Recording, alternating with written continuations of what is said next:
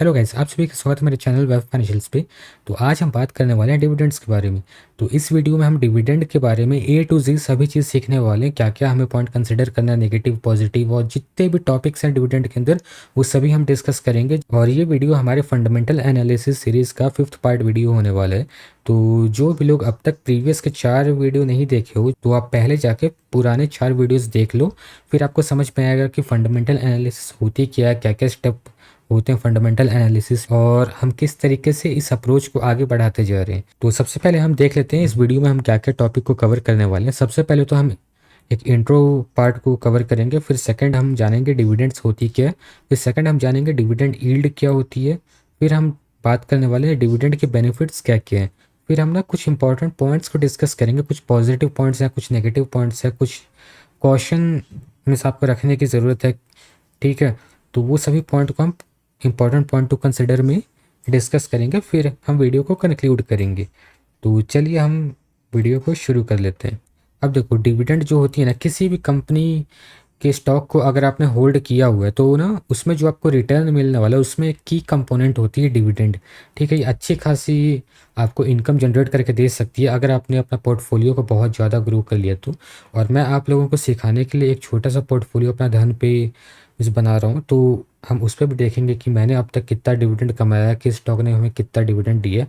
और वो कोई भी बाई या सेल का रिकमेंडेशन नहीं है, बस ये एजुकेशनल पर्पज़ के लिए मैं आपको ये अपना पोर्टफोलियो दिखाने वाला हूँ। तो देखो, डिविडेंड से हमें पता क्या चलता है। डिविडेंड ना, पहली बात ना, डिविडेंड आपको मिलती क्यों है। ठीक है, डिविडेंड ना, आप किसी भी कंपनी में शेयर लेते हो, ठीक है, तो आप उस कंपनी के शेयर होल्डर हो जाते हैं, एक वन ऑफ द ओनर हो जाते हो आप। ठीक है, तो कुछ कंपनीज होती हैं जो अपने शेयर होल्डर्स को डिविडेंड पे आउट करती हैं, उसका प्रॉमिस करती हैं कि वो टाइम टाइम पे अपने डिविडेंड्स इस पे करेंगे आपको। ठीक है, डिविडेंड क्या होता है इसके बारे में हम अच्छे से अगले स्लाइड में जानेंगे। अब देखो, डिविडेंड ना आपको ना एक बहुत ही इंपॉर्टेंट चीज़ की जानकारी देती है। वो क्या है, वो आपको बताती है कि कंपनी की ओवरऑल फाइनेंशियल हेल्थ कैसी है। अगर कंपनी प्रॉफिट्स में है तो ही आपको डिविडेंड देगी, अगर लॉस में चल रही है कंपनी या फिर उसके पास कैश रिजर्व ज़्यादा नहीं है तो आपको डिविडेंड वो नहीं देने वाली है। और कुछ कंपनीज होती हैं जो अच्छी खासी प्रॉफिट होने के बाद भी, अच्छी खासी कैश रिजर्व होने के बाद भी आपको डिविडेंड नहीं देती है। ठीक है, और बहुत कम कंपनीज है जो आपको रेगुलर बेसिस पे डिविडेंड देती रहती हैं। ठीक है, हर कंपनी आपको डिविडेंड नहीं देगी। ठीक है, उसके बाद फिर ना, इससे हमें पता चलता है कि कोई भी कंपनी अपने शेयर होल्डर्स के प्रति कितनी कमिटेड है। ठीक है, वो शेयर होल्डर्स का प्रॉफिट चाहती है नहीं चाहती है। ठीक है, अगर कोई भी कंपनी अपने ना कुछ हिडन मोटिव से काम कर रही है तो वो आपको कभी डिविडेंड नहीं देगी। अब ज़रूरी नहीं है कि हमेशा ख़राब कंपनी आपको डिविडेंड नहीं देगी, बहुत सारी अच्छी कंपनीज भी हैं जो डिविडेंड नहीं देती हैं। और आगे चल के मैं आपको अपना पोर्टफोलियो भी बस दिखाने वाला हूँ कि मैंने अब तक कितना डिविडेंड कमाया है। तो चलिए हम देख लेते हैं डिविडेंड क्या होती है। देखो, डिविडेंड ना एक कैश पेमेंट होती है जो कंपनी अपने शेयर होल्डर को देती है। ठीक है, ये ना रेगुलर बेसिस पे होती है, बहुत सारी कंपनी क्वार्टरली देती है, बहुत सारी कंपनी जिसना 6 महीने में एक बार डिविडेंड बांटती है, कोई कंपनी होती है जो साल में एक बार डिविडेंड देती है। तो वो डिपेंड करता है कि कौन सी कंपनी का डिविडेंड देने का क्या साइकिल है। ठीक है, क्या टाइम है। तो ज़रूरी नहीं कि हर कंपनी आपको क्वार्टरली डिविडेंड डे। ठीक है, तो यहाँ पर आप ना क्वार्टरली या फिर ना ईयरली या फिर हाफ ईयरली भी ऐड कर सकते हो और स्लाइड को पॉज करके अच्छे से पढ़ सकते हो। और डिविडेंड होती क्या है, डिविडेंड ना एक ना रिवॉर्ड की तरह मिस होती है। तो चलिए देख लेते हैं कि मैंने अब तक कितना डिविडेंड कमाया है। और ये कोई भी बाई सेल की रिकमेंडेशन नहीं होने वाली है, मैं सिर्फ आपको ना एजुकेशनल पर्पज़ के लिए दिखाने वाला हूँ कि मैंने कितना डिविडेंड अपने पोर्टफोलियो में से आज तक कमाया है। तो मैं यहाँ पर धन के प्लेटफॉर्म पे आ गया हूँ, आप किसी भी प्लेटफॉर्म का यूज़ कर सकते हो, सभी प्लेटफॉर्म पे आपको डिविडेंड मिलने वाला है। ठीक है, ऐसा नहीं कि धन पे आपको डिविडेंड मिलेगा, फायर्स पे नहीं मिलेगा, आप किसी भी प्लेटफॉर्म पे आप काम कर लो। ठीक है, मेरा पोर्टफोलियो इस पे बना हुआ है तो फिर इसी के लिए मैं इस पर आपको दिखा रहा हूँ। तो यहाँ पर देखो, पोर्टफोलियो वैल्यू कितनी है, इन्वेस्टमेंट यहाँ पर मेरी है, टोटल इन्वेस्टमेंट अभी तक 36,000 के आसपास है। ठीक है, करंट वैल्यू क्या चल रही है इसकी, 45,600 चल रही है। और ओवरऑल प्रॉफिट जो मैंने अभी तक इस पर कमाया 25%, ये भी पोर्टफोलियो ऊपर है। ठीक है, और ये टूडेज़ प्रॉफिट मतलब कि ये जो आपका लास्ट ट्रेडिंग सेशन था उस दिन का प्रॉफिट ये है। ठीक है, मेरा जो पोर्टफोलियो अप गया उस दिन। अब चलो हम ना इसमें डिविडेंड चेकआउट कर लेते हैं। यहाँ पर देखो मैंने डिविडेंड का पेज यहाँ पर ओपन कर लिया। तो यहाँ पर आप देख सकते हो मेरा डिविडेंड पे आउट यहाँ पर धन पे बहुत ही अच्छे से ऑर्गेनाइज्ड फॉर्म में यहाँ पर दिखता है। इसी के लिए मैं इसका प्लेटफॉर्म यूज़ कर रहा हूँ अभी फ़िलहाल, और मुझे कोई इशू अभी तक इस फ़िलहाल देखने को नहीं मिला है। तो अगर आप इस पे अपना फ्री डीमैट अकाउंट ओपन करना चाहते हो तो डिस्क्रिप्शन में आपको free demat account opening link मिल जाएगा, वहाँ पर से जाके आप अपना फ्री डीमैट अकाउंट ओपन कर सकते हो। तो यहाँ पर देखो टोटल डिविडेंड मैंने अब तक कमाया 269 रुपीज़। ठीक है, टोटल नंबर ऑफ स्टॉक्स जो मेरे को डिविडेंड पे किए हैं वो 13 स्टॉक्स हैं टोटल। और यहाँ पर देख सकते हो किस स्टॉक ने मुझे कितना डिविडेंड दिया है और कितने कितने शेयर्स मैंने यहाँ पर होल्ड किए हैं, वो सभी चीज़ आप देख सकते हो। या फिर बाय पे आउट आप देख लो किस किस दिन में हमें डिविडेंड मिला, या बाय ईयर आप देख सकते हो। ठीक है, तो यहाँ पर देखो बहुत ही ना अच्छे से यहाँ पर आपको देखने को मिलता है। अगर बाई ईयर में जाओ डिविडेंड पर शेयर मुझे कितना मिला, अभी देखो 24 अगस्त को मुझे लेटेस्ट जो डिविडेंड मिला है एजीआई ग्रीन पैक ने दिया है, ये 5 रुपये प्रति शेयर इसने दिया है। तो 2 क्वांटिटी मेरे पास पड़ी हुई है, तो फिर यहाँ पर 10 रुपये का डिविडेंड मुझे मिला है। कोई 60 रुपये का दे रहा है, ठीक है, जिसपे होल्डिंग ज़्यादा है, कोई 18 रुपये दे रहा है। ठीक है, तो इस तरीके से ना डिफरेंट डिफरेंट डिविडेंड, और साल भर में ये अच्छी खासी आपका उस वो कंट्रीब्यूट कर सकती है। ठीक है, अभी भी आप देखोगे तो फिर ऐसा नहीं कि बहुत कम डिविडेंड ये है, मेरा पोर्टफोलियो साइज़ ही इतना छोटा है कि डिविडेंड यहाँ पर कुछ फील नहीं होता है। ठीक है, कोई भी यहाँ पर आपको डिविडेंड ना महसूस ही नहीं होगा कि आप डिविडेंड से कुछ कमा रहे हो। तो चलिए अब हम देख लेते हैं डिविडेंड यील्ड क्या होती है। डिविडेंड यील्ड ने की मेट्रिक है जो कि आपको बताती है कि किसी भी स्टॉक में अगर आप इन्वेस्ट करना चाहते हो तो एनुअली आप कितना डिविडेंड एक्सपेक्ट कर सकते हो। ठीक है, और ये बहुत ज़्यादा काम पे आता है जब ना अपना सेम सेक्टर के किसी कंपनी में कंफ्यूज्ड हो और आपका मेन मोटिव है डिविडेंड कमाना उससे। ठीक है, कैपिटल अप्रिसिएशन तो जनरली हो जाता है अगर अच्छी खासी कंपनी आपने होल्ड की हुई है, फंडामेंटल्स उसके अच्छे हैं, तो फिर ना कैपिटल अप्रिसिएशन आपको मिल जाएगा। लेकिन वहीं पर सेम कंपनी में मान लो कि फार्मा का हम एग्जाम्पल ले लेते हैं।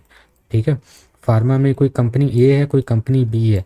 ठीक है, दोनों अभी 100 रुपये के भाव पे आपको मिल रही है, लेकिन उसमें से ना एक कंपनी जिसका डिविडेंड यील्ड 5% चल रहा है। ठीक है, किसी का डिविडेंड यील्ड चल रहा है 1%।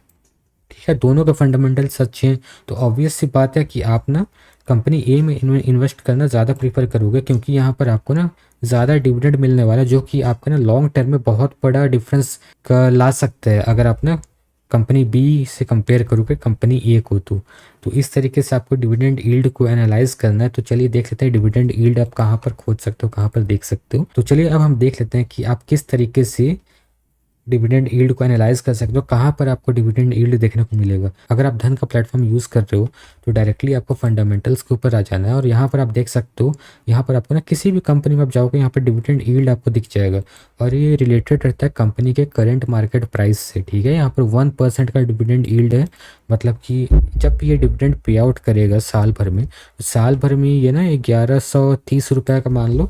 ठीक है, 1130 रुपये का 1% ही आपको एक साल में डिविडेंड पे करेगा।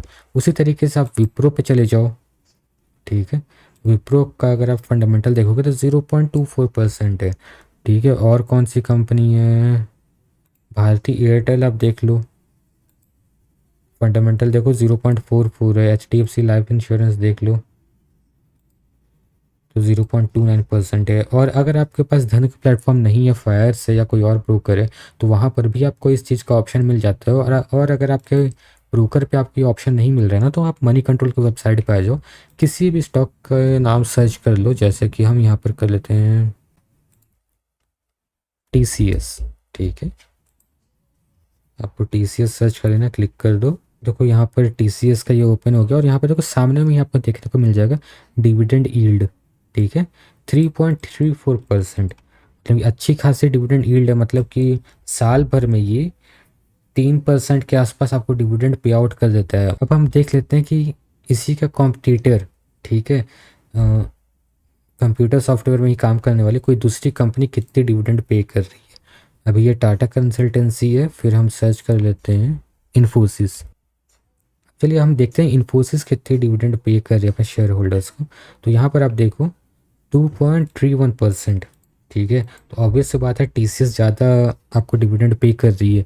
और अगर आप दोनों का फंडामेंटल से सेटिस्फाइड हो, आप दोनों में से अगर आप ना दोनों स्टॉक को होल्ड कर सकते हो, आपको इतना कॉन्फिडेंस है कि मैं दोनों में से किसी भी स्टॉक को होल्ड कर लूँ, ये लॉन्ग रन में मुझे अच्छी खासी प्रॉफिट देगी, ठीक है, अच्छा खासा कैपिटल अप्रिशिएट मेरे को करके देगा, तो फिर आप ना जिसमें ज़्यादा डिविडेंड मिल रहा है उसको आप चूज़ कर सकते हो, क्योंकि वो ना लॉन्ग टर्म में बहुत बड़ा डिफरेंस क्रिएट कर सकते हैं। जैसे आपका मोटिव 10 साल, 20 साल, 15 साल, 30 साल इस तरीके से है ना अपने पोर्टफोलियो को लंबा खींचने की, तो फिर यहाँ पर बहुत बड़ा डिफरेंस आपको देखने को मिलेगा। अगर आप ना स्विंग करना चाहते हो, ठीक है, या साल भर का, 2 साल, 3 साल, 4 साल का अगर आपका इंटेंशन है होल्ड करने का, तो फिर वहाँ पर आपको उतना ज़्यादा डिफरेंस देखने को नहीं मिलेगा, लेकिन लॉन्ग रन में बहुत बड़े डिफरेंस आपको देखने को मिल सकता है। तो यहाँ पर हमने समझ लिया कि डिविडेंड यील्ड क्या होती है, डिविडेंड यील्ड आप कहाँ पर से ट्रैक कर सकते हो, किस तरीके से आपको एनालाइज करना है, ठीक है। तो चलिए अब हम देख लेते हैं डिविडेंड्स के क्या क्या बेनिफिट्स होते हैं। डिविडेंड बेसिकली ना 3 बेनिफिट आपको देता है। सबसे पहला बेनिफिट है डिविडेंड आपको ना एक्स्ट्रा इनकम स्ट्रीम जनरेट करके दे सकता है। अगर आपका ना पोर्टफोलियो बहुत अच्छा खासा कैपिटल का है, मान लो कि 50 लाख, 40 लाख, 10 लाख, 1 करोड़, इस तरीके के अगर आप प्लान आउट कर रहे हो ना, तो वहाँ पर आपको ना बहुत बड़ा एक डिविडेंड का इनकम सोर्स देखने को मिलेगा। अच्छा खासा डिविडेंड यील्ड आपको वहाँ पर देखने को मिल सकता है, ठीक है। फिर देखो सेकंड आपको ऑप्शन मिलता है स्टेबिलिटी एंड कॉन्फिडेंस, ठीक है। कोई भी कंपनी है जो ना बहुत लंबे टाइम से आपको डिविडेंड देती आ रही है, ठीक है, तो आपको ना उसमें कॉन्फिडेंस जनरेट होता है, अंदर से आपको कॉन्फिडेंस आएगा, ठीक है। कंपनी के स्टेबिलिटी पे आपको कॉन्फिडेंस रहेगा कि हाँ ये कंपनी ना स्टेबल है, ये रेगुलरली शेयर होल्डर को डिविडेंड दे रही है, मतलब कि इसके पास अच्छी खासी कैश रिजर्व है, अच्छी खासी इसकी इनकम हो रही है, ठीक है, अच्छी खासी प्रॉफिट में ये कंपनी चल रही है। वही कंपनी आपको डिविडेंड जनरली पे आउट करती है, तो इससे आपको कॉन्फिडेंस भी बढ़ता है कोई भी स्टॉक पे, ठीक है। थर्ड जो रहता है वो टोटल रिटर्न के ऊपर ये बहुत बड़ा इम्पैक्ट कर सकता है। डिविडेंड ना लॉन्ग टर्म में बहुत बड़ा इम्पैक्ट कर सकता है कंपाउंडिंग के थ्रू। इस साल आपको 3% मिला, ठीक है, जब आपका कैपिटल 10,000 था, ठीक है। अब देखो यही 3% 5 साल के बाद आपका कैपिटल मान लो कि 50,000 हो गया, ठीक है। तो यही 3% 50,000 का निकालोगे तो आपका ना ज़्यादा बड़ा यहाँ पर प्रॉफिट मिलने वाला है। अब यही पोर्टफोलियो आपका मान लो कि 1 लाख हो गया या 1 CR का आपने कर लिया, तब इस पे अगर आपको 3% मिल रहा है, ठीक है, तो अच्छी खासी वहाँ पर इंक्रीमेंट आपको देखने को मिल जाएगी, ठीक है। 3 लाख के आसपास आपका डिविडेंड हो जाएगा अगर 1 CR का वो है तो यहाँ पर आप देख सकते हो किस तरीके से डिविडेंड आपका टोटल रिटर्न को एम्पलीफाई कर सकता है लॉन्ग रन में, ठीक है। तो चलिए अब हम बात कर लेते हैं कि आपको ना क्या क्या पॉइंट कंसिडर करनी चाहिए जब भी आप डिविडेंड पेइंग स्टॉक के तरफ जा रहे हो, या फिर आपने ऑलरेडी खरीदा हुआ है और आप उसकी क्वांटिटी को बढ़ा रहे हो, बढ़ाना चाह रहे हो, तो फिर आपको ना इन 4 बातों का ध्यान रखना चाहिए। क्योंकि सबसे पहला डिविडेंड सेफ्टी, ठीक है। अब डिविडेंड सेफ्टी क्या होती है, मान लो कि कोई भी कंपनी है, ठीक है, वो 100 रुपये कमा रही है। अब 100 रुपये कमा रही है, इसमें से 30% अगर ये डिविडेंड में ही खर्चा कर दे रही है, तो जनरल सी बात है कि ये बहुत बड़ा मैसिव डिविडेंड आपको दे रही है, तो इसका जो टोटल नेट प्रॉफिट होगा उसके ऊपर बहुत बड़ा इम्पैक्ट आने वाला, बहुत बड़ा डेंट आने वाला है। तो इस तरीके की कोई भी कंपनी रहती ना, जैसे कि मैं एक नाम लेना चाहूँगा वेदांता की, ठीक है, क्योंकि वेदांता बहुत ज़्यादा डिविडेंड दे रहा है आजकल, तो वैसी कंपनी की तरफ ना आपको ना कभी नहीं जाना चाहिए। वो शॉर्ट टर्म में आपको भले ही कुछ पैसा कमा के दे सकती है, लेकिन लॉन्ग रन में ना बहुत बड़ा रिस्क है, आपके कैपिटल के ऊपर बहुत बड़ा रिस्क है कि कोई भी कंपनी अगर इतने ज़्यादा डिविडेंड आपको पे आउट कर रही है, 20%, 50%, 100%, 180%, ठीक है, तो पास्ट में वेदांता ने उस तरीके के काम किए हैं, अभी भी करते आ रही है, तो उस टाइप की कंपनी से आपको हमेशा बच के रहना चाहिए, ठीक है। और आपको देखना चाहिए जितनी ज़्यादा ना, जब भी आप ना मनी कंट्रोल पे रिसर्च करोगे तो आपको ना एक वहाँ पर रेशियो देखने को मिलेगा, डिविडेंड पे आउट रेशियो, ठीक है। तो ये डिविडेंड पे आउट रेशियो ना जितना कम हो उतना ज़्यादा बेटर है, ठीक है। तो चलिए अब हम बात कर लेते हैं डिविडेंड ग्रोथ की। डिविडेंड ग्रोथ ना one of the most important point है जो बहुत लोग मिस आउट कर देते हैं, इस तरीके से सोचते नहीं कभी। देखो हमेशा ना डिविडेंड बहुत बड़ी नहीं हो सकती है कि आपको ना सेकंड इनकम सोर्स जनरेट करके दे दे, लेकिन एक चीज़ है जो आपको डिविडेंड हमेशा हेल्प आउट करेगी, आपके ना जो जो भी इनकम आपका है उसको ना इन्फ्लेशन से बचा के रखेगी। अब देखो हम बात कर लेते हैं डाइवर्सिफिकेशन की। देखो डाइवर्सिफिकेशन हर चीज़ में होता है, जब अपने स्टॉक को होल्ड करते हो उस पर भी आपको डाइवर्सिफिकेशन करना होता है, तो डिविडेंड में भी आपने डाइवर्सिफाई कर सकते हो अपने डिविडेंड इन्वेस्टमेंट्स को। तो आपने अपने डिविडेंड इनकम को डिफरेंट सेक्टर से बांट सकते हो, जैसे कि मान लो कि आपने ना कुछ स्टॉक्स फार्मा के ले लिए, कुछ स्टॉक मेटल के ले लिए, ठीक है, या 2-3 सेक्टर के आपने डिफरेंट स्टॉक ले लिए। तो ज़रूरी तो है नहीं कि हर साल हर सेक्टर परफॉर्म करेगा। अगर मान लो कि आज फार्मा पर अंडर परफॉर्म कर रहे हैं, ठीक है, तो मेटल वहाँ पर परफॉर्म कर रहा है तो मेटल से आपको अच्छी खासी डिविडेंड मिलेगी, फार्मा से कम हो जाएगी डिविडेंड आपकी। ठीक है, तो इस तरीके से आप डाइवर्सिफाई करोगे ना तो हमेशा आपको डिविडेंड का ना इनकम स्ट्रीम आपका जनरेटेड रहेगा, वो कंटिन्यूअस स्ट्रीम आपको मिलेगा वहाँ पर। ठीक है, अगर आप मान लो कि आप सभी कैपिटल को फार्मा स्टॉक्स पे वो लगा देते हो या फिर ना मेटल स्टॉक्स पे लगा देते हो या आईटी पे लगा देते हो सारा पैसा, तो अगर ना आईटी परफॉर्म नहीं करेगी ना तो डिविडेंड यील्ड उसकी कम हो जाएगी। ठीक है, तो आपको वहाँ पर डिविडेंड इनकम नहीं मिलने वाला है, या मिलेगा भी तो बहुत कम मिलने वाला है। ठीक है, और वहीं पर आप देखोगे कोई बंदा फार्मा में किया हुआ होगा, उसको मिल रही होगी, आपको नहीं मिल रही होगी। इसी के लिए अपना पोर्टफोलियो को डाइवर्सिफाई करो, जिससे ना अपना जो भी परफॉर्मिंग सेक्टर है उससे आप डिविडेंड इनकम ले सकते हो। अब देखो एक और इम्पॉर्टेंट पॉइंट जिसको आपको कंसिडर करना चाहिए, डिविडेंड ना कोई भी गारंटेड इनकम नहीं होती है। ठीक है, डिविडेंड कभी भी गारंटेड इनकम नहीं होती। कंपनी आपको कभी प्रॉमिस नहीं करती कि आपको आज डिविडेंड दे रही है तो हमेशा देते रहेगी। ठीक है, आज डिविडेंड दे रही है, कल बंद भी कर सकती है। उसके बोर्ड ऑफ डायरेक्टर अगर चूज़ करते हैं कि हाँ हमारा प्रॉफिट कम हो रहा है, डिविडेंड बांटने से हमारा प्रॉफिट बहुत बड़े डेंट पड़ रहा है, तो कल के डेट में वो अपना डिविडेंड पे आउट को बंद कर सकती है और आपको वहाँ पर से डिविडेंड इनकम आना बंद हो जाएगा। तो हमेशा ना जब भी आप इन्वेस्ट करो तो सिर्फ डिविडेंड के ऊपर फोकस होकर इन्वेस्ट मत करो कि मेरे को कि मैं अगर पोर्टफोलियो बना रहा हूँ तो मेरे को इससे सिर्फ डिविडेंड इनकम आना चाहिए। ठीक है, आप अच्छी कंपनी में इन्वेस्ट करो। मैंने वही एग्जांपल दिया ना वेदांता की, कि अगर आप सोच रहे हो कि देखो कि आप अगर उसको एनालाइज करोगे वो इतना ज़्यादा लोन ले लेके आपको डिविडेंड पे आउट कर रहा है, आपको क्या लगता है कि वो 10 साल 15 साल 20 साल तक वो कंपनी सर्वाइव कर सकती है अगर इसी तरीके से चलते रही तो? अगर वो अपना एक्टिविटी को सुधार दे तो फिर वो अच्छी खासी ग्रो कर सकती है, लेकिन अगर एक्टिविटी को नहीं सुधारती है तो वो कंपनी सर्वाइव नहीं कर पाएगी, उसके ऊपर डेट बहुत ज़्यादा हो जाएगा। तो इसी के लिए कंपनी ना बहुत बार क्या करती है, आज आपको डिविडेंड दे रही है कल देना बंद कर सकती है। तो इस पॉइंट को हमेशा याद रखना और ध्यान में रखा करो, सिर्फ डिविडेंड के ऊपर फोकस होकर अपना पोर्टफोलियो का डिज़ाइन मत करो।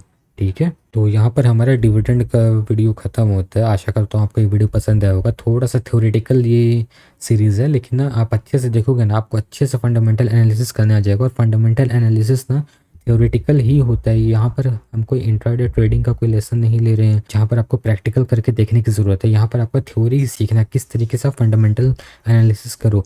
और मैंने आपसे प्रॉमिस किया कि इस सीरीज़ के एंड में जो भी स्टॉक्स मैंने यहाँ पर होल्ड किए हुए हैं उसमें से कुछ स्टॉक्स के ऊपर मैं फंडामेंटल एनालिसिस आपको करके दिखाऊंगा। मैं आपको दिखाऊंगा कि मैंने उस कंपनी को चूज़ क्यों किया, जब मैंने किया था तो उस समय मैंने क्या देखा था और आज उसमें क्या चेंजेस आए हैं और मेरा क्या एक्शन है, मैंने अगर उसमें पोजीशन बढ़ाई तो क्यों बढ़ाई, ये सभी चीज़ हम डिस्कस करेंगे सीरीज़ के एंड में। अगर आपको ये वीडियो पसंद आई है तो प्लीज़ वीडियो को लाइक करो, चैनल को सब्सक्राइब करो, कंटेंट जितना हो सके उतना ज़्यादा शेयर करो। और अगर आपके पास कोई भी फीडबैक है मेरे चैनल को लेकर या फिर मेरी कंटेंट को लेकर तो आप उसको कमेंट सेक्शन में बता सकते हो। मैं हमेशा कमेंट सेक्शन को पढ़ता हूँ और हम जितना हो सके उतना ज़्यादा रिप्लाई करने की कोशिश करता हूँ। तो अच्छे से ट्रेड करो, अपना ख्याल रखो, गुड बाय।